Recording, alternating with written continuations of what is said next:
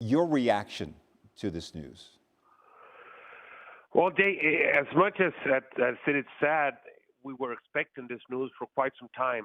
His condition has been worsening, and by following the social media post put forth by his family, his daughter, for example, daily posting a updates on what his condition was, we were expecting this, but it's still shocking to know that a man of such importance to the most popular sport in the world has left us. He has left us in body, but his legend will just continue to grow as it did ever since he stepped foot on a football pitch. Fernando, you've been around this game of soccer for a long time. What did Pelé mean to you? Well, he was an icon. He was everything that growing up you wanted to strive for. He was the trademark of what a great player was. You wanted to be Pelé when you were growing up. Now, I'm stating my age here at this time, but when I started running around a soccer ball, I only knew that Pelé was the biggest player that ever lived. And from then on, you kind of wanted to do everything that he did. You wanted to imitate his moves. You wanted to become that. You called the best players on your neighborhood team or your high school team or your amongst your friends. You called him the Pelé of that team. He was the trademark of what a great player was for me growing up. And then came Maradona, and then came Messi. But everybody just following on the footsteps of the king of the sport. And his importance and the relevance of those four letters to the sport are to be studied in profound ways because he transcended the game. He became an ambassador for the sport in places where sports in general did not set foot. He was able to bring that to a continent like Africa in the late 1960s and early 1970s and shed light on the fact that they were fanatics of the sport in that region of the world as well. Go deeper into that, if you wouldn't mind. How you said those four letters and the places that they went. How was he able to do that, to be that?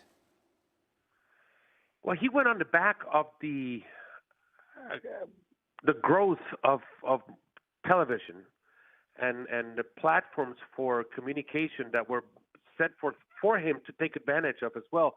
In the 1960s, satellite television was coming about. Therefore, soccer games were being able to be seen in many regions of the world where before you could only read about the sport in old newspapers or old magazines. And Pelé was the one player that led a generation that took advantage of the growth of television. 1962, the World Cup in Chile. That World Cup was broadcast to more countries than it had ever been before. And even though Pelé did not play, the scenes of him sitting on the stands caught attention to the world. 1970, the first World Cup to be broadcast in color to the world. And Pelé was there, shining in one of the best teams that ever played the game. And then he playing for Santos. He became a national treasure in Brazil. Now when we listen about multi-million-dollar transfer fees from one player going from one league to the other, Pelé was such a national icon and a treasure in Brazil that he was pretty much forbidden to leave the country or to play anywhere else but in his native São Paulo, in his native Santos club. That was the only team he ever played for in Brazil, but he traveled the world with that team. He became like a traveling circus show, playing in countries where they had only heard of a player like Pelé. And again, he traveled Africa in campaigning as well for who ended up becoming later on the president of FIFA, João Avelange, but showing himself to an area of the world and trying to shed light on regions that before his time were seldom seen at. Fernando, for the younger generation that did not get to see him play, what should they know about Pelé's game? Well, Pelé is football. Pelé is soccer. He is the quintessential definition of the game. He was aggressive, artistic, and aggressive at the same time. He would get into scuffles. in as much as he would try to just get away from you with his beautiful flow of playing the game. We know the beautiful game, the phrase comes from jogo bonito, which is in Brazil it's what it translates to, beautiful game. He was the dancer that samba schools were trying to teach when they went out into the carnival in February, but he did it with a football right next to his foot. He was elegant. He was a great passer, a great acrobat. I mean, how many times have we seen those back heels or back flips that he did to score with even with Cosmos, landing on artificial, astroturf pitches as they were back in the early 1970s.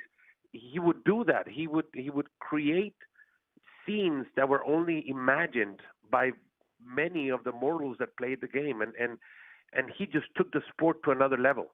He was not only those four letters, but the two numbers in the back of his jersey, the number 10. Anybody that wears the number 10 did so after him, knowing that the great Pelé had worn that number in his teams, and with the responsibility to at least amount to a small percentage of what Pelé was on the field to his teammates. I don't want to ask you a yes or no question, but I may have to. Is there anyone that you see now, the greats of the game, the modern game today, where you see some of Pelé's spirit out on the pitch, even today? Well, if you think about how athletes, or in this case soccer players, have transcended their sport to become bigger than what they are on the football field, there's very few that would amount to what Pelé did back in his time. I'm always a defender of the fact that the beautiful game is so big that we cannot single out the best player of all time and create that GOAT figure to stand alone above everybody else. I think there's players that dominate the generation, and then there's players that dominated that generation, just lived throughout the times without ever diminishing the light that they shed on a football field. And Pelé is one of them. After him came Maradona, and after Maradona is Messi. There's very few that would amount to what Pelé signified to the sport. Players that could grab the attention of anybody that did not have to follow the game day in and day out. Those are the type of players that transcend the sport, and Pelé did so. He was an ambassador of the most beautiful game. ESPN soccer announcer Fernando Palomo, remembering Pelé. We appreciate your time, Fernando, and your thoughts and everything that you've told us today. Thank you so much. Thank you, Jay. Well, Pelé, the only man to win 3 World Cups. In the 60s and the 70s, he rivaled Muhammad Ali as the most popular and most recognizable athlete on the planet, has died after a long battle with cancer. Pelé was just 82 years old. Our SportsCenter coverage of his death continues.